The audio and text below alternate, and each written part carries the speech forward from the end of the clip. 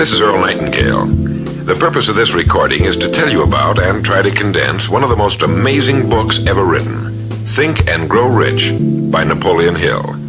Without question, this single book has had a greater influence on the lives, accomplishments, and fortunes of more individuals than any other work of its kind. All over the free world, there are literally thousands of successful men in all lines of work who are where they are today because they once picked up and bought a copy of Think and Grow Rich, and they'll be quick to tell you so. I first discovered this remarkable book in the fall of 1949. It was of enormous help to me. It helped me decide once and for all how I was to accomplish my goal. It unified my thinking and gave me a straight, clear road to the point I had decided to reach. One of my closest friends found the book several years ago and stayed home for 3 days reading and digesting its material, and he then went on to reach the top in his industry. I've sat in richly paneled, carpeted executive offices and listened to world-famous business leaders, some of them old enough to be my father, tell me that everything worked out fine after they had read Think and Grow Rich. Now, what's the secret of this amazing book? Why has this book, out of all the thousands of self-help books, remained the one towering giant? I think to understand this, you have to know Napoleon Hill as I do. He certainly was not the first man to be appalled at the poverty and seemingly endless struggle and lack of direction he saw about him as a boy and as a young man, nor was he the first to write on the subject. But he possessed two unique, highly developed abilities seldom found in one man. The first was in the manner in which he approached his subject. Napoleon Hill went after the answers to achievement in the same way a scientist seeks to open to the light of reason a secret of nature. He went after the solution to accomplishment in the same way Thomas Edison discovered the solution to the electric light, relentlessly, indefatigably, implacably, until the truth, which had been there all the time, was revealed to him. His second important ability was the knack or skill of writing about his findings in such a way that it was instantly understood intellectually, but what is perhaps even more important for this particular subject, understood emotionally as well. When the last page of Think and Grow Rich was read, the hand which put the book down on the table was a different hand. The man who then stood and walked out into the world was a different, a changed man. The suffocating, entangling webs of self-imposed frustration and indirection had fallen away, and now the way was clear. The man was now the possessor of the unique, unseen talent for turning dreams into reality, thoughts into things. So-called fate or the idle effects of exterior circumstances were no longer in command. He who had been a passenger was now, suddenly, the captain. To begin, we have to understand the simple truth, the principle or philosophy which lies as the supporting structure of this work. Unless whatever it is you build is based on truth, you will end with the entire structure fallen and scattered about you like the armor of Homer's ancient warriors. It simply cannot stand. It cannot withstand the test of time. The reason Think and Grow Rich has withstood the test of time is because it rests on the broad, clean foundation upon which may also be found every accomplishment of man. The clear, unchallengeable fact that everything begins with an idea.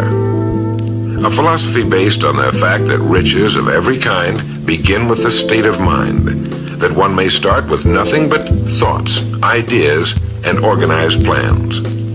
Thoughts are things, incredibly powerful things, when mixed with definiteness of purpose, persistence, and a burning desire for their translation into material objects or riches, riches being whatever it is you happen to want. Wise men have been saying this for centuries, and just recently Charles A. Cerami wrote, "The truth is that the human mind is as real an organism as any muscle in the body, but far greater in potential power. And like muscle fiber, it can be strengthened to lead on to unimagined conquests." So this then is the truth on which Think and Grow Rich is based. If you know what you want, and if you want it strongly enough to muster the kind of persistence that simply cannot be stopped, you will most certainly achieve it. By controlling your mind, you can control your destiny here on Earth.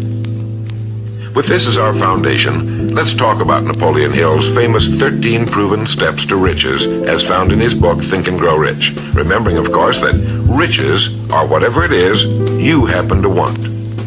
And right here, let me make two important points.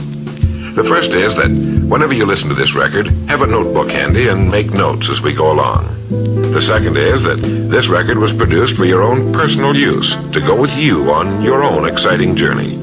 To play this record for a group will prove to be of only temporary help. Make sure you have your own personal copy to play again and again, particularly at those times when you may feel yourself getting off the track. And now, Napoleon Hill's famous 13 Principles. You will notice that we have separated each principle by banding them on the record. In this way, you're given quick access to any particular principle to which you may wish to return for reference. The first principle, desire. Here is the starting point for all achievement, the first step toward riches. But it's right here that we so often run into a stumbling block. A person will say, I know what I desire, but can I get it? We'll get into this business of doubt later, but once and for all, let's clear up this point. This point of whether or not you can accomplish that which you desire with all your heart. I think it was best expressed by Emerson, who wrote, there is nothing capricious in nature, and the implanting of a desire indicates that its gratification is in the constitution of the creature that feels it. In other words, you would not have the desire unless you were capable of its achievement. Each of us has a built-in governor, and our desires are modified by our abilities and leanings. Whatever it is that you desire with all your heart, understand once and for all that it can and should be yours. In Think and Grow Rich, Napoleon Hill cites example after example of why your burning desire is nothing more than an accurate picture of what you will one day become. So right here, firmly establish in your mind that which you desire more than anything else. For, as Helvetius put it, by annihilating the desires, you annihilate the mind. Every man without passions has within him no principle of action, nor motive to act. A good way to determine whether or not you really have a burning desire is to examine the way you go after it. If you go after that which you think you desire tentatively, timidly, in an attempt to play it safe, you don't have a burning desire at all. You can't get to second base if you keep one foot on first. But if you're willing to burn your bridges behind you and say once and for all, this is it, this is what I will do, and I will never retreat, I'll never go back, then you have the sort of desire that can only end in success. It takes that kind of resolve to be able to keep picking yourself up after the falls you're bound to take. The only people who don't make mistakes are those who never try anything. The timid feeders in the lagoon who never venture into the broad deep sea beyond. While these principles will work for anything you may want, a more harmonious home life, a more successful career, for our example, let's say your desire happens to be more money, to better care for your family and provide for your future years, to get your share of the prosperity that lies ahead. Napoleon Hill gives us 6 definite, practical steps to follow. 1. Fix in your mind the exact amount of money you desire. It is not sufficient merely to say, I want plenty of money. Be definite as to the amount. There's a psychological reason for definiteness, which will be described in a subsequent principle. Number 2. Determine exactly what you intend to give in return for the money you desire. There's no such reality as something for nothing. 3. Establish a definite date when you intend to possess the money you desire. And 4. Create a definite plan for carrying out your desire and begin at once, whether you're ready or not, to put this plan into action. 5. Write out a clear, concise statement of the amount of money you intend to acquire, name the time limit for its acquisition, state what you intend to give in return for the money, and describe clearly the plan through which you intend to accumulate it. 6. Read your written statement aloud twice daily, once just before retiring at night, and once after arising in the morning. As you read, see and feel and believe yourself already in possession of the money, or whatever your goal happens to be. It's important that you follow these instructions to the letter. Play this part of the record over until you have it down to your satisfaction, for this is by far the most important of the 13 principles, and this chapter of the book ends with these words. Through some strange and powerful principle of mental chemistry, which she has never divulged, nature wraps up in the impulse of strong desire that something which recognizes no such word as impossible and accepts no such reality as failure.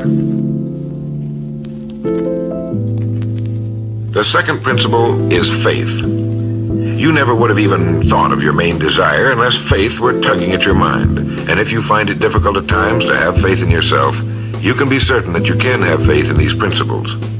Napoleon Hill writes, "Faith is a state of mind which may be induced or created by affirmation or repeated instructions to the subconscious mind through the principle of conscious autosuggestion." Conscious autosuggestion simply means a suggestion by yourself to yourself, just as an autobiography is a biography written by the person it's about. By getting a mental image of yourself already having accomplished your main desire over and over again, you will muster the faith you need. Faith is vital to accomplishment. The Emperor Napoleon once said, "All the scholastic scaffolding falls as a ruined edifice before one single word, faith." Pascal said, "Faith affirms many things respecting which the senses are silent, but nothing which they deny.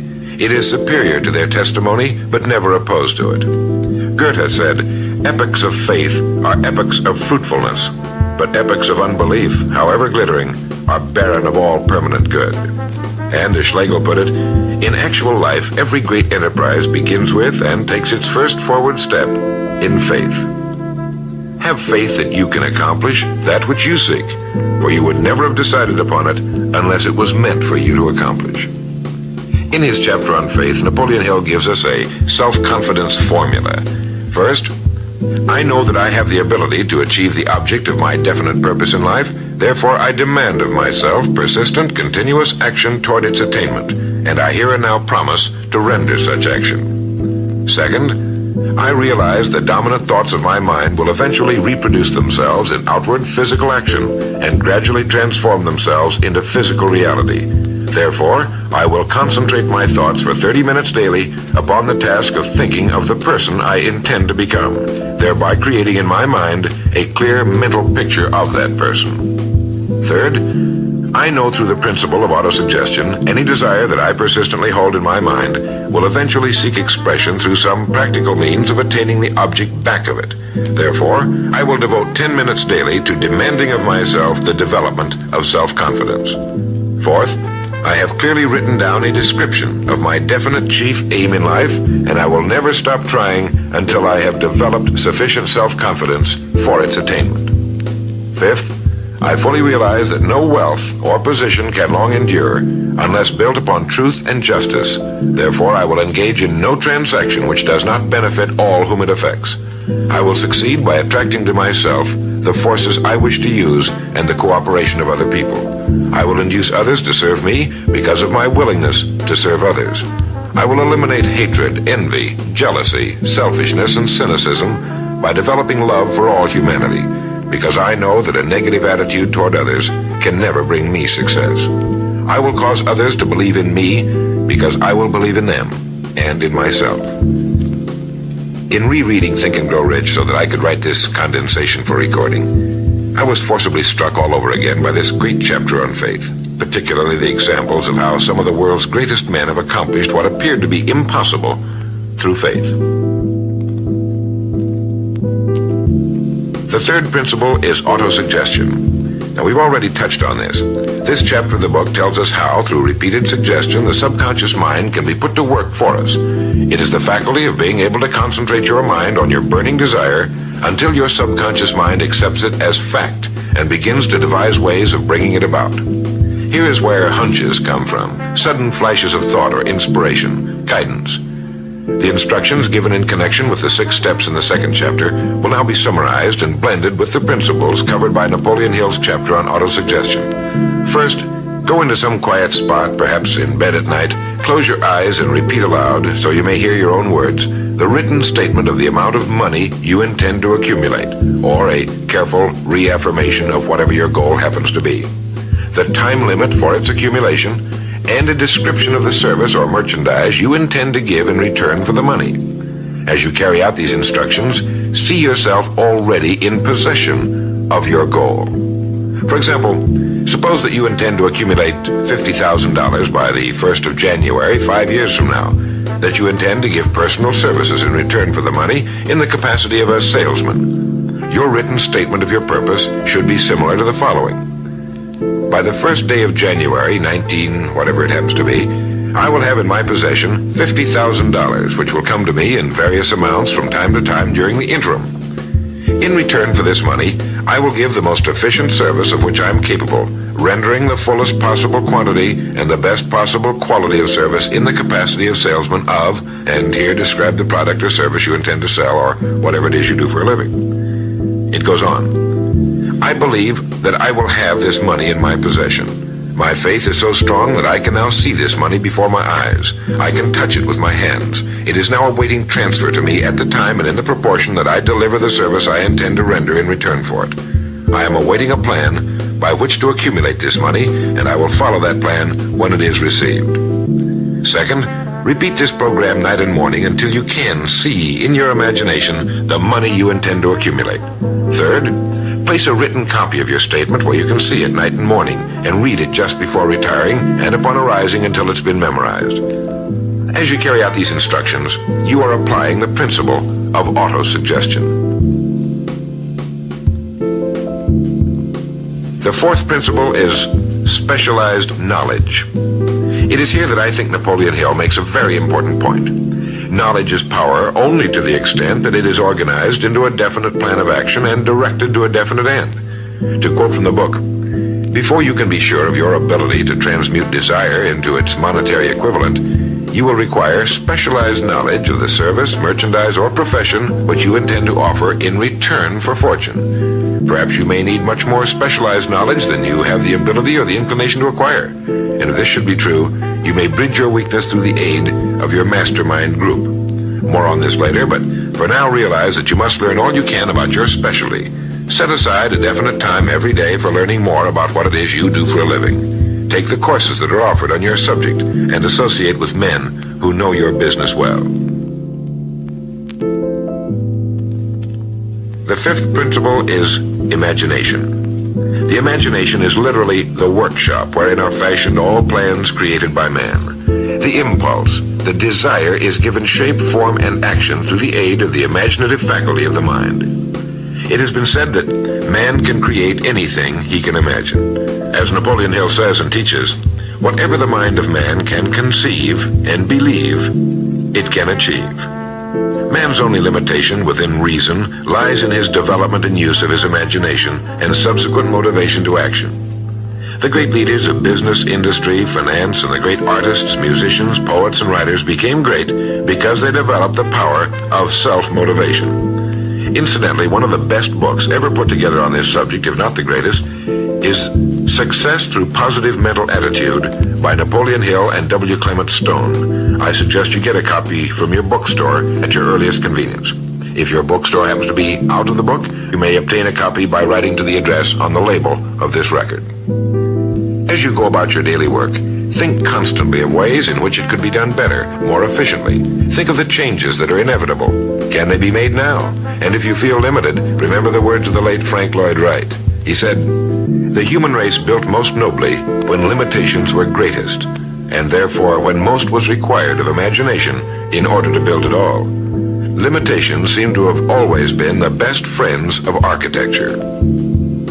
As you build your future from this point onward, don't concern yourself with limitations, but remember that they may be your best friends, since they require imagination if we're to rise above them. And as Beecher said, the soul without imagination is what an observatory would be without a telescope. Now, if you'll turn this record over, we'll get to the sixth principle.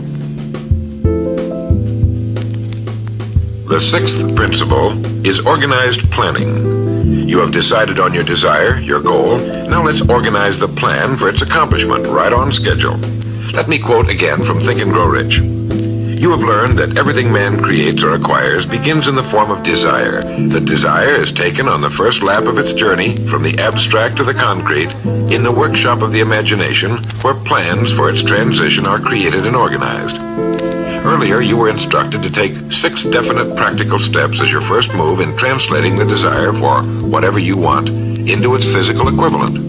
One of these steps is the formation of a definite practical plan or plans through which this transformation may be made. 1. Ally yourself with one or more persons, a group of as many people as you may need for the creation and carrying out of your plan or plans for the accumulation of the money you've established as your goal. Making use of the mastermind principle.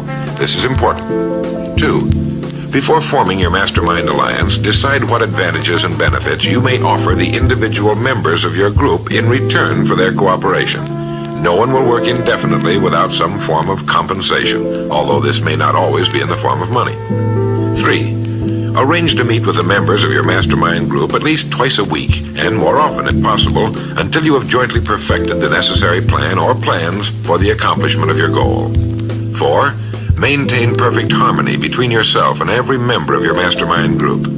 Keep in mind these facts. First, you're engaged in an undertaking of major importance to you. To be sure of success, you must have plans which are faultless. Second, you must have the advantage of the experience, education, native ability, and imagination of other minds. This is in harmony with the methods followed by every person who has risen above the average. Work at this until you have a well-executed, formal plan for reaching your objective. In this way, you're never confused or wondering what you should do next. Every morning you know exactly what you're going to do and why. It is in this chapter of Think and Grow Rich that Napoleon Hill gives us his 11 qualities of leadership. 1. Unwavering courage. 2. Self-control. 3. A keen sense of justice. 4. Definiteness of decision. 5. Definiteness of plans. 6. The habit of doing more than paid for. 7. A pleasing personality. 8. Sympathy and understanding. 9. Mastery of detail. 10. Willingness to assume full responsibility. And 11. Cooperation. The chapter on organized planning is one of the largest and most important in the book. It goes without saying that a man without a plan to follow is like a ship without a course. No place to go, with disaster a probability. The 7th principle, decision. The mastery of procrastination. To quote, accurate analysis of over 25,000 men and women who had experienced failure disclosed the fact that lack of decision was near the head of the list of the 30 major causes of failure. This is no mere statement of a theory, it is a fact. Procrastination, the opposite of decision, is a common enemy which every man must conquer. Analysis of several hundred people who had accumulated fortunes well beyond the $1 million mark disclosed the fact that every one of them had the habit of reaching decisions promptly and of changing these decisions slowly if and when they were changed. People who fail to accumulate money without exception have the habit of reaching decisions, if at all, very slowly and of changing these decisions quickly and often. A definite objective makes reaching prompt decisions that much easier. Napoleon Hill gives many examples, one of which is the case of Henry Ford. One of Henry Ford's most outstanding qualities was his habit of reaching decisions quickly and definitely and changing them slowly. This quality was so pronounced to the late Mr. Ford that it earned for him the reputation of being obstinate. It was this quality which prompted Mr. Ford to continue to manufacture his famous Model T, the world's ugliest but for the time most practical car, when all of his advisors and many of the purchasers of the car were urging him to change it. Perhaps he delayed too long in making the change, but the other side of the story is that his firmness of decision yielded a huge fortune before the change in model became necessary, and the company is certainly none the worse for it today. When you make up your mind, stay with it.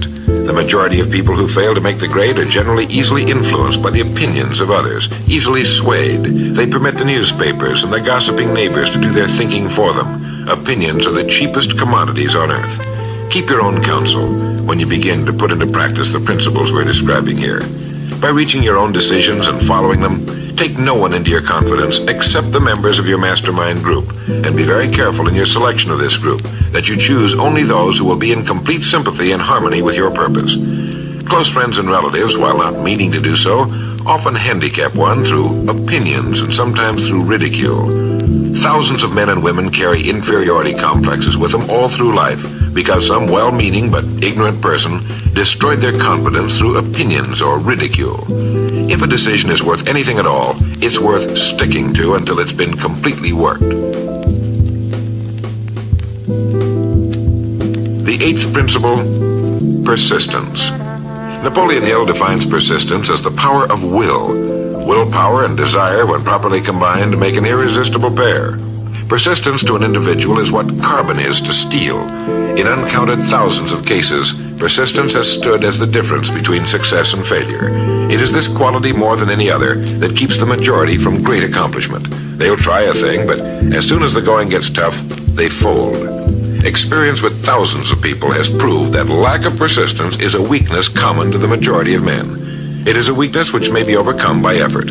If you're to accomplish the desire you've set for yourself, you must form the habit of persistence. Things will get dark. It will seem as though there's no longer any reason to continue. Everything in you will tell you to give up, to quit trying. And it's right here that the men are separated from the boys. It's right here that if you'll go that extra mile and keep going, that the skies will clear, and you'll begin to see the first signs of the abundance that is to be yours because you had the courage to persist. With persistence will come success. Persistence is a state of mind. Therefore, it can be cultivated.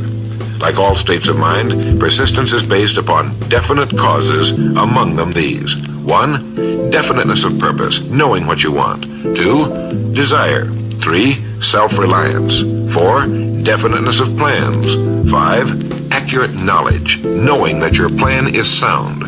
6. Cooperation. Sympathy, understanding, and harmonious cooperation with others tend to develop persistence. 7. Willpower. 8. Habit. Persistence is the direct result of habit. The ninth principle, power of the mastermind. It is in this section that Napoleon Hill describes the importance of forming a group of individuals sympathetic to your desire. They may be individuals with similar plans. A mastermind group can be made up of 2 or more individuals. No 2 minds ever come together without thereby creating a third invisible, intangible force, which may be likened to a third mind. You may have noticed many times that by discussing something with another individual, you suddenly get good ideas as a result of this association. Ideas you would not have gotten without this association. The same thing happens to the other person. A lot of good ideas have been born in individual minds as a result of having met in committee. Associating with your mastermind group is not meant as a means of letting others do your thinking for you. Far from it. It is to stimulate your own thinking through the association with other minds. No one knows everything. The more sympathetic minds you get together, and by sympathetic I mean working for a common purpose, the more related information is going to be available. And great ideas are a combination of related information. So pick the member or members of your mastermind group with care. Make sure they're people you respect and who are hardworking and conscientious. You'll have a lot of fun, and you'll all reach your goals just that much sooner. The 10th principle could be called enthusiasm. That is, the enthusiasm that comes from the channeling of all bodily drives into positive, worthwhile outlets.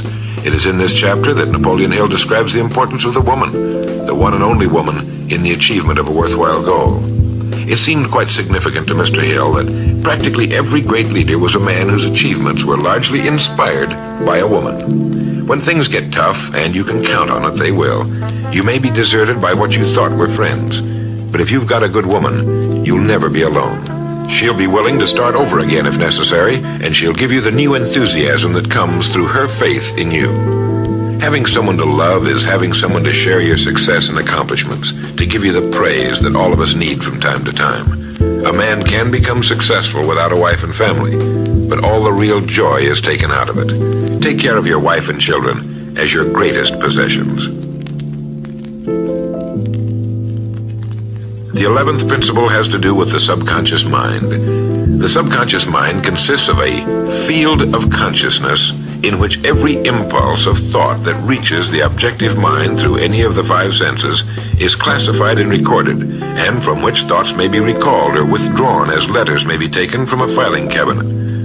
It receives and files sense impressions or thoughts regardless of their nature. You may voluntarily plant in your subconscious mind any plan, thought, or purpose which you desire to translate into its physical or monetary equivalent. The subconscious acts first on the dominating desires which have been mixed with emotional feeling, such as faith. Your subconscious mind works night and day. Through a method of procedure unknown to man, the subconscious mind draws upon the forces of infinite intelligence for the power with which it voluntarily transmutes one's desires into their physical equivalent, making use always of the most practical media by which this end may be accomplished. You cannot entirely control your subconscious mind, but you can voluntarily hand over to it any plan, desire, or purpose which you wish transformed into concrete form. No one knows very much about what we call the subconscious or unconscious mind. We do know that it is incalculably powerful and can solve our problems if we go about using it the right way. And the best way is to hold in your conscious mind as often as possible a clear picture of yourself already having accomplished your goal. You know what you want, define it clearly, and then project it on the motion picture screen of your mind. Hold it. See yourself doing the things and having the things you'll have when your objective will have been reached. Do this as often as possible as you go about your daily work, and particularly at night, just before you go to sleep, and the first thing upon arising. As you do this, your subconscious will begin to lead you in the most logical ways toward your objective. Don't fight it. Follow your sudden hunches, the ideas that come into your mind, knowing that it's your subconscious trying to get through to your conscious mind. If you'll keep at this, you'll be amazed and delighted by the wonderful ideas that just seem to come from nowhere. In the next principle, we'll talk some more about this sixth sense that seems to control the lives of the great men and women, but it comes from a systematic triggering of the subconscious mind. The lives of the great men and women, which seem miraculous to the average person, are nothing more than the fulfillment of their burning desires through the power of their subconscious minds. Time means nothing to your subconscious. A man could work steadily at his job for 40 years and not accomplish as much as is possible in 3 or 4 years through the proper working of this principle. Your subconscious mind cannot remain idle. If you fail to plant desires in your subconscious mind, it will feed upon the thoughts which reach it as a result of your neglect. Remember that you're living daily in the midst of all manner of thought impulses which are reaching your subconscious mind without your knowledge. Some of these impulses are negative, some are positive. You are now engaged in trying to help shut off the flow of negative impulses and to aid in voluntarily influencing your subconscious mind through positive impulses of desire. When you achieve this, you will possess the key which unlocks the door to your subconscious mind. Bulwer wrote, "The man who succeeds above his fellows is the one who, early in life, clearly discerns his object and toward that object habitually directs his powers. Even genius itself is but fine observation strengthened by fixity of purpose. Every man who observes vigilantly and resolves steadfastly grows unconsciously into genius." The key word there is unconsciously. Know what you want. Decide once and for all that it will be yours. Remain steadfast on course, propelled by faith, and your subconscious or unconscious mind will do the rest. The 12th principle, as outlined in Think and Grow Rich by Napoleon Hill, has to do with the brain. If you had access to all the wealth in the world and took a penny, you would be doing exactly what you very probably have been doing in the use of your brain. Nothing in the world is more pitiful than the misunderstanding by the average person of the power of his brain and the minds to which it is connected, the conscious and the subconscious. You own in your brain the most marvelous, miraculous, inconceivably powerful force the world has ever known. Take, for example, the fact that the number of lines which connect the brain cells with one another equal the figure 1 followed by 15 million ciphers. It has been determined that there are from 10 to 14 billion cells in the average human cerebral cortex. It is inconceivable that such a network of intricate machinery should be in existence for the sole purpose of carrying on the physical functions incidental to growth and maintenance of the physical body. This is the mechanism that has given us the supersonic airplane, our deep rocket probes into outer space, the sciences, the arts, all that we know and use today and will use tomorrow, have hatched from this small gray mass each of us carries around. Can you doubt, even for a moment, that it can bring you and yours everything you want here on Earth? Of course it can. If you will recognize your power as an individual and stop acting like those who have never even thought about it. Give it the job you've decided to accomplish and watch it handle it. The 13th and final principle is called the sixth sense. The sixth sense can be described as the sense through which infinite intelligence may and will communicate voluntarily without any effort from or demands by the individual. This principle is the apex of the philosophy.